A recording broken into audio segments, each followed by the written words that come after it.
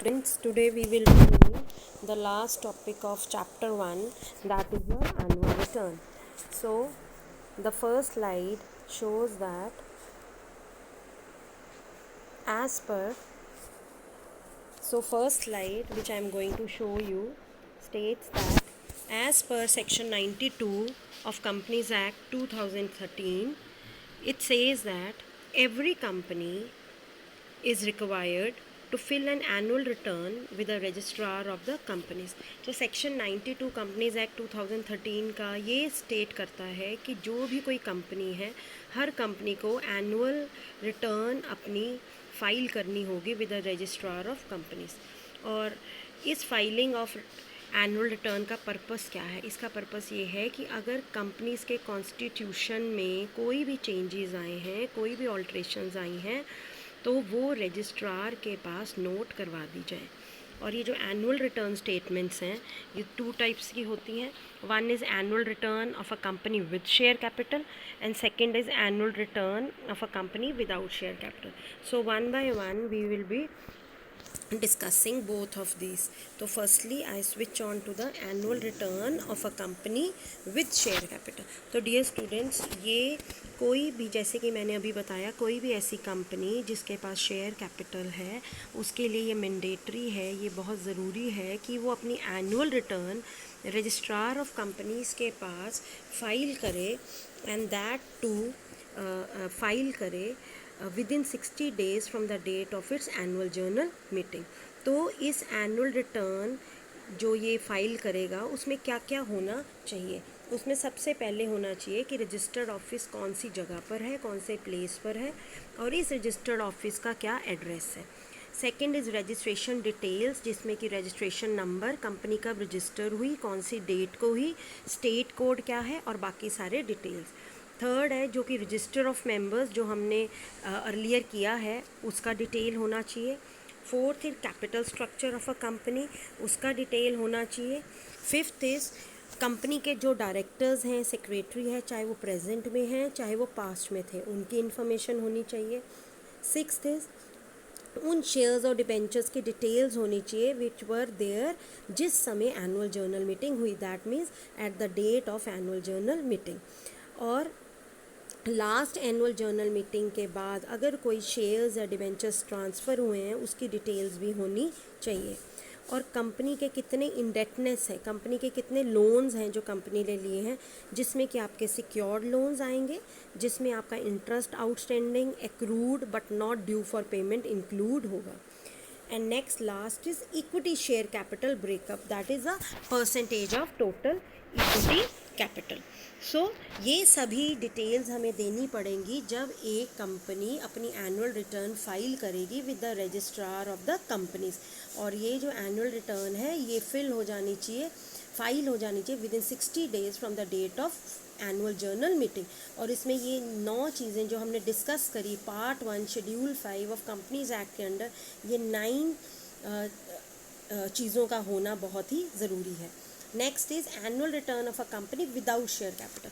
As I told you earlier, every company, even the company which is without share capital, उसको भी अपनी annual return file करनी होगी with the registrar of the companies, same that is within 60 days of the annual journal meeting. So this clause remains same for the annual return of a company with share capital और annual return of a company without share capital. तो अब जब आप ये annual return file करेंगे registrar के पास, तो आप जो एनुअल रिटर्न फाइल करेंगे इट मस्ट इंक्लूड फर्स्टली वही कंपनीज रजिस्टर्ड ऑफिस का एड्रेस, मेंबर्स के नाम और वो किस डेट पे वो कंपनी के मेंबर्स बने, और उन पर्सन्स के भी नाम who are no more the members, who have ceased to be the members since the date of annual general meeting. Third is उन लोगों की डिटेल जो कि जिस समय आपने रिटर्न फाइल करी, जो डायरेक्टर्स थे, मैनेजिंग एजेंट से, सेक्रेटरी थे या ट्रेजरर से, यानी कि आपको डायरेक्टर्स, मैनेजिंग एजेंट, सेक्रेटरी और ट्रेजरर्स के भी पर्टिकुलर्स फाइल करने होंगे अपनी एनुअल रिटर्न के साथ। ना फोर्थ इज़ वही सेम जो हमने पहले एक्सप्लेन किया, कंपनी की इंडेटनेस कितनी है, कंपनी का टोटल अमाउंट ऑफ लोन क्या है, इसकी स्टेटमेंट भी आपको सबमिट करनी पड़ेगी। और ये जो आप एनुअल रिटर्न फाइल करेंगे रजिस्ट्रार, इसको डायरेक्टर भी साइन करेगा या मैनेजर करेगा कंपनी का, या फिर सेक्रेटरी ऑफ द कंपनी इसे साइन करेगा। और एक सर्टिफिकेट भी होगा साथ में, और उस सर्टिफिकेट को कौन साइन करेंगे, सिग्नेटरी साइन करेंगे। और इस सर्टिफिकेट को भी आप फाइल करोगे with the registrar along with the annual return. और ये जो सर्टिफिकेट होगा which is duly signed by the signatories, उसके अंदर क्या क्या चीज़ें होंगी। उसके अंदर सबसे पहला होगा कि क्या फैक्ट्स थे, that the return states the facts as they stood on the day of the annual journal meeting. This means that कि जो हम रिटर्न फाइल कर रहे हैं उसके अंदर हमने जो फैक्ट्स और फिगर्स दिए हैं वो बिल्कुल एक्यूरेट है as per on the day of annual general meeting. Second is that since the date of last annual journal meeting, the transfer of shares and debentures and the issue of all further certificates of shares and debentures have been appropriately recorded in the company books. This means that कि last annual return file करने के बाद जो भी shares या debentures transfer हुए और जो भी सर्टिफिकेट्स इशू किए गए रिगार्डिंग शेयर एंड डिबेंचर वो प्रॉपरली कंपनी की बुक्स में रिकॉर्ड हो चुके हैं। और प्राइवेट कंपनी को एक सर्टिफिकेट भी अटैच करना होगा रिटर्न के साथ, जिसमें ये मेंशन होगा कि उसने कोई भी पब्लिक को इनवाइट नहीं किया टू बाय इट्स शेयर्स और debenture. So a private company must also attach a certificate with the return which states that it has not issued any invitation to the public to buy its shares और debentures. So these 3 points are very clear to you that जो certificate signatory sign करेंगे उस certificate को annual return के साथ registrar of companies के पास submit कराना होगा। और उस सर्टिफिकेट में ये 3 चीज़ें क्लियरली मेंशन होंगी। फर्स्टली कि जो हमने फैक्ट्स उस रिटर्न में शो करे हैं they stood on the day of annual general meeting. और लास्ट एनुअल रिटर्न फाइल करने के बाद अगर कोई शेयर्स या डिबेंचर्स ट्रांसफ़र हुए या कोई सर्टिफिकेट्स इशू किए गए उनको कंपनी बुक्स में प्रॉपरली रिकॉर्ड कर दिया गया है।